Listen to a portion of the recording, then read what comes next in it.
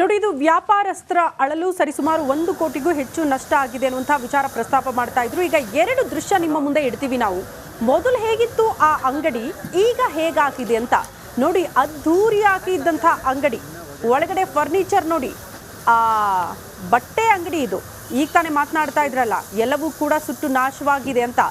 ಆ ಅಂಗಡಿ ಮೊದಲಿದ್ದಿದ್ದು ಈಗ ಇದ್ದಿದ್ದು ನಿಮ್ಗೆ ಗೊತ್ತಾಗುತ್ತಾ, ಪತ್ತೆ ಆಗುತ್ತಾ ಈ ರೀತಿ ಇತ್ತು ಅಂತ? ಖಂಡಿತ ಸಾಧ್ಯ ಇಲ್ಲ. ಎಲ್ಲವೂ ಕೂಡ ಸುಟ್ಟು ನಾಶವಾಗಿರುವಂಥ ದೃಶ್ಯ ನಾವು ಗಮನಿಸ್ತಾ ಇದ್ವಿ.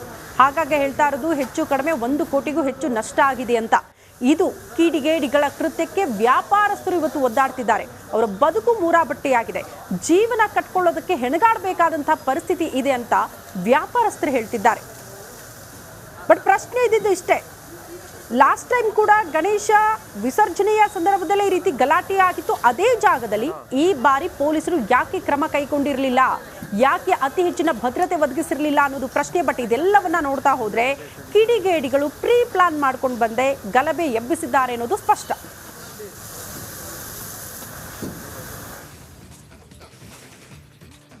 ರಾತ್ರಿ ಬೆಂಕಿಯನ್ನು ಕಿಡಿಗೇಡಿ ಹಾಕಿರುವಂಥದ್ದು. ಇದರಿಂದಾಗಿ ಏನು ಇಡೀ ಅಂಗಡಿಯ ಮಳಿಗೆ ಒಳಗಡೆ ಇದ್ದಂಥ ಬಟ್ಟೆಗಳು ಸಂಪೂರ್ಣವಾಗಿ ಸುಟ್ಟು ಕರಕಲಾಗಿರುವಂಥದ್ದು. ಇದರಿಂದ ಸುಮಾರು 1.5 ಕೋಟಿ ರೂಪಾಯಿ ನಷ್ಟ ಆಗಿದೆ ಅಂತ ಹೇಳಿ ಮಾಲೀಕ ಭೀಮರಾಜ್ ಅವರು ಹೇಳ್ತಾ ಇರುವಂಥದ್ದು.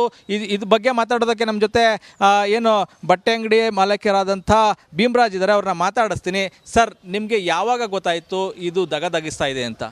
ಸರ್, ಸಂಜೆ 8 ಗಂಟೆಗೆ ಫೋನ್ ಬಂತು. ನಾವು ಬಂದ್ವಿ ಸರ್, ಪ್ಲಸ್ ಲೈಕ್ ಫೈರ್ನ ಕರ್ಕೊಂಬಂದ್ವಿ. ಫಸ್ಟ್ ಬೆಂಕಿ ಆರಿಸಿದ್ವಿ. ನೆಕ್ಸ್ಟ್ ಸರ್ ನಮ್ಮ ಮೇಲೆ ಅಟ್ಯಾಕ್ ಆಯಿತು, ಓಡಿದ್ವಿ ಇಲ್ಲಿಂದ. ವಾಪಸ್ ಬಂದ್ವಿ ಸರ್. ವಾಪಸ್ ಲೈಕ್ ಸೇಮ್ ಥಿಂಗ್ ಆಯಿತು ಸರ್. ರಾತ್ರಿ 11:30 12 ಗಂಟೆ ಗಂಟ ಸೇಮ್ ಥಿಂಗ್ ನಡೀತಾನೆ ಇತ್ತು ಸರ್. 12:30ಗೆ ಫುಲ್ ಅಂಗಡಿ ಹೊಡೆದು ಒಳಗಡೆ ಬೆಂಕಿ ಹಾಕ್ಬಿಟ್ಟಿದ್ರು ಸರ್. ಎಲ್ಲ ಸುಟ್ಟೋಯ್ತು ಅಂತ ಹೊಂಟೋದ್ವಿ ಸರ್ ನಾವು. ಅಂದರೆ ನೀವು ಆರ್ಸಕ್ಕೆ ಬಂದಾಗಲೂ ನಿಮ್ಮ ಮೇಲೆ ಅಟ್ಯಾಕ್ ಆಯಿತಾ? ಹೌದು ಸರ್. ಯಾರು ಎಷ್ಟು ಜನ ಇದ್ರು, ಏನೆಲ್ಲ ತಂದಿದ್ರು ಅಂತ? ಒಂದು ಮೋರ್ ದೆನ್ 200 ಪೀಪಲ್ಸ್ ಇದ್ದರು ಸರ್. ಲೈಕ್ ಬಾಟಲ್ಸ್ ಇತ್ತು ಅವ್ರ ಹತ್ರ, ಗಾಜಿನ ಬಾಟಲ್ಗಳು ಹೊಡಿತಾಯಿದ್ರು, ಕಲ್ಲು ಹೊಡಿತಾಯಿದ್ರು. ಪೊಲೀಸ್ನವ್ರಿಗೂ ಕೂಡ ಹೊಡಿತಾಯಿದ್ರು ಸರ್. Yes sir. ಆ ಘಟನೆ ನೋಡಿ ಭಯ ಸೃಷ್ಟಿಯಾಗಿತ್ತು ಕೆಲವ್ರಿಗೆ. ಈವನ್ ಪೊಲೀಸ್ನವರು ಎದುರ್ಕೊಂಡು ಓಡಿದ್ರು ಸರ್. ನಾವು ಅವ್ರ ಜೊತೆನೇ ಓಡಿದ್ವಿ. ನಮ್ಗೆ ಲೈಕ್ ಪೊಲೀಸ್ನವರೇ ಸೇಫ್ ಇಲ್ಲ ಅಂದರೆ ನಾವು ಸರ್ ಯಾವ ಥರ ಸೇಫ್ ಆಗಿರೋಕ್ಕಾಗುತ್ತೆ? ಹಾಂ, ಹೌದು.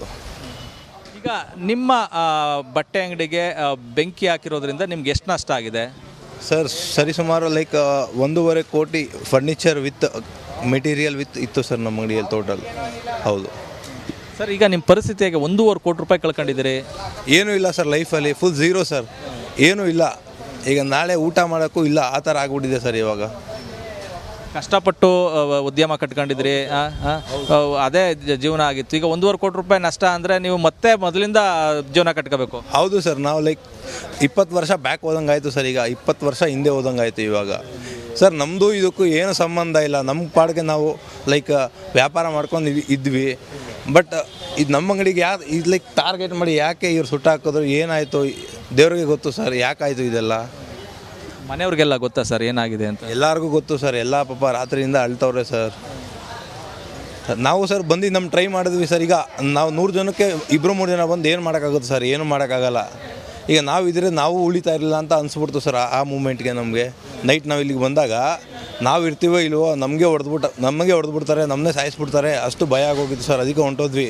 ನಾವು ತುಂಬ ಟ್ರೈ ಮಾಡಿದ್ವಿ, ಬಟ್ ಆಗಲಿಲ್ಲ ಸರ್. 1.5 ಕೋಟಿ ರೂಪಾಯಿ ನಷ್ಟ ಆಗಿದೆ ಅಂದರೆ ನೀವೇ ಊಹೆ ಮಾಡ್ಕೋಬೇಕು ಯಾವ ರೀತಿ ಅವರ ಪರಿಸ್ಥಿತಿ ಇರ್ತದೆ ಅಂತ. ಕ್ಯಾಮ್ರಾಮನ್ ವಿನೋದ್ ಜೊತೆ ಆನಂದ್, ರಿಪಬ್ಲಿಕ್ ಕನ್ನಡ, ಮಂಡ್ಯ. ಬೆಂಕಿ ಉಂಟೆಯಾಗಿದ್ದ ನಾಗಮಂಗಲ ಸಹಜ ಸ್ಥಿತಿಯತ್ತ ಮರಳ್ತಾ ಇದೆ. ನಾಗಮಂಗಲದಲ್ಲಿ ಹೆಜ್ಜೆ ಹೆಜ್ಜೆಗೂ ಕೂಡ ಕಾಕಿ ಕಾವಲು. ಸೂಕ್ಷ್ಮ ಪ್ರದೇಶಗಳಲ್ಲಿ ಎಸ್ಪಿ ನೇತೃತ್ವದಲ್ಲಿ ರೌಂಡ್ಸ್ ಕೂಡ ಆಗ್ತಾ ಇದೆ. ಎಸ್ಪಿ ಮಲ್ಲಿಕಾರ್ಜುನ ನೇತೃತ್ವದಲ್ಲಿ ಪಹರೆ. ಕೆಲವೇ ಕ್ಷಣಗಳಲ್ಲಿ ಸಚಿವ ಚಲುವರಾಯಸ್ವಾಮಿ ಅವರು ಭೇಟಿ ಕೊಡ್ತಾರೆ. ಕಾರಣ ಅವರ ಸ್ವಕ್ಷೇತ್ರ, ಜೊತೆಗೆ ಮಂಡ್ಯ ಜಿಲ್ಲೆಯ ಉಸ್ತುವಾರಿ ಸಚಿವರು ಕೂಡ ಹೌದು. ಹಾಗಾಗಿ ಪರಿಸ್ಥಿತಿ ಅವಲೋಕನ ಈಗ ಆಲ್ರೆಡಿ ಮಾಹಿತಿ ಪಡೆದುಕೊಂಡಿದ್ದಾರೆ. ಮಾಧ್ಯಮಗಳಿಗೊಂದು ಹೇಳಿಕೆ ಕೂಡ ಕೊಟ್ಟರು. ರಾಜಕೀಯವಾಗಿ ಇದನ್ನ ಬಳಕೆ ಮಾಡ್ಕೊಳ್ಳೋದು ಬೇಡ, ದಯವಿಟ್ಟು ಪರಿಸ್ಥಿತಿಯನ್ನು ಶಾಂತಗೊಳಿಸೋ ನಿಟ್ಟಿನಲ್ಲಿ ನಾವೆಲ್ಲ ಇರಬೇಕು, ಮಾತನಾಡಬೇಕು, ಆ ರೀತಿಯ ಪರಿಸ್ಥಿತಿ ನಿರ್ಮಾಣ ಆಗಲಿ ಅನ್ನುವಂಥ ಆಶಯವನ್ನು ಅವರು ವ್ಯಕ್ತಪಡಿಸಿದ್ರು. ಎಲ್ಲರ ಆಶಯ ಕೂಡ ಅಷ್ಟೇ, ಕೋಮು ಸೌಹಾರ್ದತೆ ಕದಡಬಾರ್ದು, ಕಾನೂನು ಸುವ್ಯವಸ್ಥೆಯನ್ನು ಯಾರೂ ಕೂಡ ಹಾಳು ಮಾಡಬಾರ್ದು ಅನ್ನೋದಷ್ಟೇ ನಮ್ಮ ಆಶಯ. ಸದ್ಯ ದೃಶ್ಯ ನೋಡ್ತಾ ಇದ್ದೀವಿ. ಬೈಕುಗಳು ಜಖಮಾಗಿರೋದು, ಅಂಗಡಿ ಮುಂಗಟ್ಟುಗಳು ಸುಟ್ಟು ಕರಕಲಾಗಿರೋದು, ಹಲವು ವ್ಯಾಪಾರಸ್ಥರು ಕಣ್ಣೀರು ಹಾಕ್ತಿದ್ದಾರೆ. ಸರ್ಕಾರದ ನೆರವಿಗಾಗಿ ಅಂಗಲಾಚಿ ಬೇಡ್ಕೊಳ್ತಿದ್ದಾರೆ. ಈಗ ಸಚಿವರು ಬಂದ ಬಳಿಕ ಏನ್ ಭರವಸೆ ಸಿಗಬಹುದು ವ್ಯಾಪಾರಸ್ಥರಿಗೆ ಅನ್ನೋದೇ ಪ್ರಶ್ನೆ. ಅವ್ರು ಬರಲಿ ಅಂತಾನೆ ವ್ಯಾಪಾರಸ್ಥರು ಕಾಯ್ತಿದ್ದಾರೆ. ಕಾರಣ ಯಾರೋ ಮಾಡಿರೋ ತಪ್ಪಿಗೆ ಯಾರೋ ಗಲಭೆ ಎಬ್ಬಿಸಿದ್ರು ಅಂದ್ರೆ ಇವ್ರು ಯಾಕೆ ಒದ್ದಾಡಬೇಕು, ಇದು ಪ್ರಶ್ನೆ. ಹಲವರು ಇದನ್ನೇ ನಂಬಿಕೊಂಡು ಜೀವನ ಮಾಡ್ತಿದ್ದವರು ಈಗ ಜೀವನ ಬೀದಿ ಪಾಲಾಗ್ತಿದೆ. ನಮ್ಮ ನೆರವಿಗೆ ಸರ್ಕಾರ ಬರಲೇಬೇಕು ಅನ್ನುವಂಥ ಆಗ್ರಹ. ಮತ್ತೊಂದು ದೃಶ್ಯ ನಾವು ಗಮನಿಸ್ತಾ ಇದೀವಲ್ಲ, ರಾತ್ರಿ ಇಂಥ ಪರಿಸ್ಥಿತಿ ಇತ್ತು. ಬೆಂಕಿ ಎಲ್ಲ ಕಡೆ ಕೂಡ ಬೆಂಕಿ ಹೊತ್ಕೊಂಡಿದ್ದ ದೃಶ್ಯ, ಅದನ್ನ ನಂದಿಸುವ ಕೆಲಸಗಳಾಯ್ತು. ನಂದಿದ ಬಳಿಕ ಸದ್ಯ ಅಲ್ಲಿನ ಪರಿಸ್ಥಿತಿಯನ್ನ ಒಂದ್ ಕಡೆ ದೃಶ್ಯದಲ್ಲಿ ನಾವು ಗಮನಿಸ್ತಾ ಇದ್ದೀವಿ. ನೋಡಿ, ವಾಹನಗಳಲ್ಲೇ ಎಷ್ಟು ಸುಟ್ಟು ಕರಕಲಾಗಿದೆ. ವಾಹನಗಳು ಪತ್ತೆ ಆಗಲ್ಲ ನಿಮಗೆ. ಸರಿ ಸುಮಾರು 8 ರಿಂದ 9 ಅಂಗಡಿ ಮುಂಗಟ್ಟುಗಳು ಸುಟ್ಟು ಭಸ್ಮವಾಗಿದ್ರೆ 7 ರಿಂದ 8 ವಾಹನ ಕೂಡ ಇದೇ ರೀತಿ ಸುಟ್ಟು ಕರಕಲಾಗಿದೆ ಅಂತ ಹೇಳಲಾಗ್ತಾ ಇದೆ. ಇನ್ನಷ್ಟೇ ಮಾಹಿತಿ ಸಿಗಬೇಕು, ಎಷ್ಟೆಷ್ಟು ಎಲ್ಲೆಲ್ಲಿ ಯಾವ ಮಟ್ಟಿಗೆ ಹಾನಿಯಾಗಿದೆ ಅಂತ. ವ್ಯಾಪಾರಸ್ಥರು ಪಾಪ ಬೆಳಗ್ಗೆ ಬಂದು ತಮ್ಮ ಅಂಗಡಿಗಳನ್ನು ನೋಡಿದಾಗ ಸುಟ್ಟು ಕರಕಲಾಗಿತ್ತು, ಎಲ್ಲವೂ ಕೂಡ ನಾಶವಾಗಿತ್ತು. ಅದನ್ನ ನೋಡಿ ಕಣ್ಣೀರು ಹಾಕ್ತಿದ್ದಾರೆ. ಈ ಬಗ್ಗೆ ಮತ್ತಷ್ಟು ಡೀಟೇಲ್ಸ್ ಅನ್ನ ಕೊಡ್ತಾ ಹೋಗ್ತಾರೆ ನನ್ನ ಸಹೋದ್ಯೋಗಿ ರಂಜಿತ್. ಸ್ಪಾಟ್ ಇಂದ ನೇರ ಸಂಪರ್ಕದಲ್ಲಿ ಜಾಯಿನ್ ಆಗ್ತಿದ್ದಾರೆ. ರಂಜಿತ್, ಒಂದಂತೂ ಸ್ಪಷ್ಟ ಆಗ್ತಾ ಇದೆ, ಯಾರೋ ದುಷ್ಕರ್ಮಿಗಳು ಮಾಡಿರುವಂತಹ ಕೃತ್ಯಕ್ಕೆ ಈಗ ಬಡ ವ್ಯಾಪಾರಸ್ಥರು ಕಣ್ಣೀರು ಹಾಕಬೇಕು. ಅವರು ಜೀವನ ಬೀದಿ ಪಾಲಾಗಿದೆ. ನಿಜಕ್ಕೂ ಸರ್ಕಾರ ಈಗ ಅವರ ಬೆಂಬಲಕ್ಕೆ ನಿಂತ್ಕೊಳ್ಳಲೇಬೇಕಾದಂತಹ ಅನಿವಾರ್ಯತೆ. ಮೋಸ್ಟ್ಲಿ ಸಚಿವರು ಎಷ್ಟೊತ್ತಿಗೆ ಬರಬಹುದು, ಏನ್ ಭರವಸೆ ನಿರೀಕ್ಷೆಯಲ್ಲಿದ್ದಾರೆ ವ್ಯಾಪಾರಸ್ಥರು?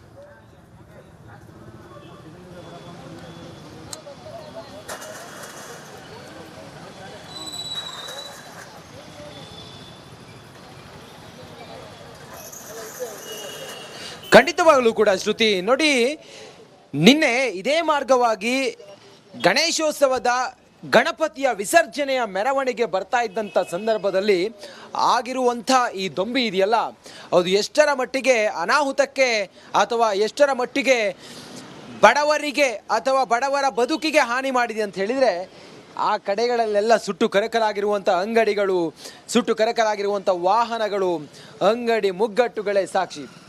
ನೋಡಿ ಶ್ರುತಿ, ಹೆಜ್ಜೆ ಹೆಜ್ಜೆಗೂ ಕೂಡ ಈಗ ಈ ಹೊತ್ತಿಗೆ ಪೊಲೀಸ್ ಇದ್ದಾರೆ. ಪೊಲೀಸ್ ನಾಕಾಬಂದಿ ಇದೆ. ಬೂದಿ ಮುಚ್ಚಿದ ಕೆಂಡದಂಥ ಪರಿಸ್ಥಿತಿ ನಿರ್ಮಾಣ ಆಗಿದೆ. ಸದ್ಯ ನಿನ್ನೆ ಇದೇ ರಸ್ತೆಯಲ್ಲಿ ಅಥವಾ ಇದೇ ಜಾಗದಲ್ಲಿ ನಿನ್ನೆ ಎಷ್ಟರ ಮಟ್ಟಿಗೆ ದೊಂಬಿ ಆಗಿತ್ತು ಅಂತ ಹೇಳಿದರೆ, ಆ ಕಡೆಯಿಂದ ಈ ಕಡೆಯಿಂದ ಪೆಟ್ರೋಲ್ ಬಾಂಬ್ಗಳು ಬಂದು ಎಸೆದು ಇಲ್ಲಿ ಬೆಂಕಿಯನ್ನು ಹಾಕಿದ್ರು. ಟೈರ್ಗಳಿಗೆ ಬೆಂಕಿ ಹಚ್ಚಿ ಇಲ್ಲಿ ದೊಡ್ಡ ಮಟ್ಟದಲ್ಲಿ ದೊಂಬಿಯನ್ನು ಮಾಡಿದ್ರು. ಸುಮಾರು 46 ಜನರನ್ನ ಈಗ ಪೊಲೀಸರು ವಶಕ್ಕೆ ಪಡ್ಕೊಂಡಿದ್ದಾರೆ. ಇನ್ನೂ ಕೂಡ ಹೆಚ್ಚಿನ ಜನರನ್ನ ಪೊಲೀಸರು ವಶಕ್ಕೆ ಪಡುವವರಿದ್ದಾರೆ. ಮತ್ತೊಂದು ಕಡೆಯಲ್ಲಿ ಸುಮಾರು 16 ಅಂಗಡಿಗಳು ಸಂಪೂರ್ಣವಾಗಿ ಹಾಳಾಗಿದ್ದಾವೆ. ಮತ್ತೊಂದು ಕಡೆಯಲ್ಲಿ ಸುಮಾರು 17 ವಾಹನಗಳು ಸಂಪೂರ್ಣ ಧ್ವಂಸ ಆಗಿದ್ದಾವೆ. ಇದೆಲ್ಲದರ ನಡುವೆ ಬೆಳ್ಳಂಬೆಳಿಗ್ಗೆ ಈ ವಶಕ್ಕೆ ಪಡೆದಂಥ ಮನೆಯವರು ಬರ್ತಾ ಇದ್ರು. ಮನೆಯವರು ಬಂದು ಠಾಣೆ ಎದುರು, ಪೊಲೀಸ್ ಠಾಣೆ ಎದುರು ಬಂದು ಗಲಾಟೆ ಮಾಡಿದ್ರು. ಮಹಿಳೆಯರೆಲ್ಲರೂ ಕೂಡ ಬಂದು ಗಲಾಟೆ ಮಾಡಿದ್ದನ್ನು ಕೂಡ ನಾವು ಗಮನಿಸಿದ್ದೀವಿ. CCTV ದೃಶ್ಯಗಳನ್ನು, ಮೊಬೈಲ್ ದೃಶ್ಯಗಳನ್ನು ಪರಿಶೀಲಿಸಿ ಕೆಲವರನ್ನು ಈಗ ವಶಕ್ಕೆ ಪಡಿತಾ ಇದ್ದಾರೆ. ಇನ್ನೂ ಕೂಡ ಹೆಚ್ಚಿನ ಸಂಖ್ಯೆಯಲ್ಲಿ ವಶಕ್ಕೆ ಪಡುವವರಿದ್ದಾರೆ. ನಾವು ಗಮನಿಸಬೇಕು, ಇದು ಪೂರ್ವ ನಿಯೋಜಿತವಾ ಅಂತೇಳಿ. ಯಾಕಂತ ಹೇಳಿದರೆ ನಿನ್ನೆ ರಾತ್ರಿ ತಲವಾರ್ಗಳು ಝಳಪಿಸಿದ್ವು. ಅದರ ಜೊತೆಗೆ ನಿನ್ನೆ ರಾತ್ರಿ ಕಲ್ಲುಗಳು, ಬಾಟಲ್ಗಳಲ್ಲಿ ಈ ಪೆಟ್ರೋಲ್ ಬಾಂಬನ್ನು ತಂದಿದ್ರು ಅನ್ನೋದ್ರ ಬಗ್ಗೆ ಇವತ್ತು ಬೆಳಿಗ್ಗೆ ಇಲ್ಲಿದ್ದವರು ಹೇಳ್ತಾ ಇದ್ದಾರೆ. ಮತ್ತು ಕೆಲ ಭಾಗಗಳಲ್ಲಿ ನೀವು ನೋಡ್ತಾ ಇದ್ರೆ ಪೊಲೀಸರ ಮೇಲೂ ಕೂಡ ಹಲ್ಲೆ ಮಾಡಿದ್ದಾರೆ. ಇಬ್ಬರು ಪೊಲೀಸರು ಆಸ್ಪತ್ರೆಯಲ್ಲಿ ಚಿಕಿತ್ಸೆಯನ್ನು ಪಡ್ಕೊಳ್ತಾ ಇದ್ದಾರೆ. ಇನ್ನು ನಾವು ಗಮನಿಸ್ಬೋದು, ನೋಡಿ, ಇದೇ ಮಾರ್ಗವಾಗಿ ಪ್ರೊಸೆಷನ್ ಬಂದಂಥ ಮೆರವಣಿಗೆ ಹೋಗಬೇಕಾಗಿತ್ತು. ನೋಡಿ, ಇಲ್ಲಿ ಪೊಲೀಸ್ ಠಾಣೆ ಬರುತ್ತೆ. ಪೊಲೀಸ್ ಠಾಣೆ ಎದುರುಗಡೆನೆ ಅಂಗಡಿಗೆಲ್ಲ ಬೆಂಕಿ ಹಚ್ಚಿದ್ದಾರೆ. ಆ ಮೂಲಕ ಕಿಡಿಗೇಡಿಗಳು ಇಲ್ಲಿ ದೊಂಬಿಯನ್ನು ಎಸಗಿದ್ದಾರೆ. ನಾವು ಬೆಳಿಗ್ಗೆ ಮಾತಾಡ್ತಾ ಇದ್ವಿ, 1983ರಲ್ಲಿ ಇದೇ ರೀತಿಯಾಗಿ ಗಲಾಟೆ ಆಗಿತ್ತು. ಆಗಲೂ ಕೂಡ ಹಿಂಗೆ ಆಗಿತ್ತು. ಅದಾದ ನಂತರ ಕೋಮು ಸೌಹಾರ್ದತೆ ಈ ನಾಗಮಂಗಲದ ಟೌನ್ನಲ್ಲಿತ್ತು. ಆದರೆ ಕಿಡಿಗೇಡಿಗಳು ಮಾಡಿದಂಥ ಕೃತ್ಯಕ್ಕೆ ನಮ್ಮ ಬದುಕಿವತ್ತು ಮೂರಾಬಟ್ಟೆ ಆಗಿದೆ ಅಂತಲೇ ಹೇಳ್ತಾ ಇದ್ದಾರೆ. ನಿನ್ನೆ ಆಗಿರುವಂಥ ಘಟನೆಗೆ ಇವತ್ತು ಸಂಪೂರ್ಣವಾಗಿ ಇಲ್ಲಿರುವಂಥ ಮಾರ್ಕೆಟ್ ಏರಿಯಾ ಇದು. ಯಾವಾಗಲೂ ಕೂಡ ಜನಜಂಗುಳಿ ಹೀಗೆ ಇರುತ್ತೆ. ಇಲ್ಲಿ ನೀವೀಗ ವಾಹನಗಳನ್ನು ಮತ್ತು ಬಸ್ ಎಲ್ಲ ನೋಡ್ತಾ ಇದ್ದೀರಿ. ಆದರೆ ಇಲ್ಲಿ ಎನಿ ಟೈಮ್ ಇಲ್ಲಿ ಗೀಜಿ ಇಡುವಂಥ ಜನ ಇರುತ್ತೆ. ಆದರೆ ಇವತ್ತು ಒಂದು ರೀತಿಯಲ್ಲಿ ಅಘೋಷಿತ ಬಂದ್ ಅನ್ನೋ ರೀತಿಯಲ್ಲಿ ಕಂಡು ಬರ್ತಾ ಇದೆ. ಎಲ್ಲವೂ ಅಂಗಡಿ ಮುಗ್ಗಟ್ಟುಗಳೆಲ್ಲವೂ ಕೂಡ ಬಂದಾಗಿದೆ.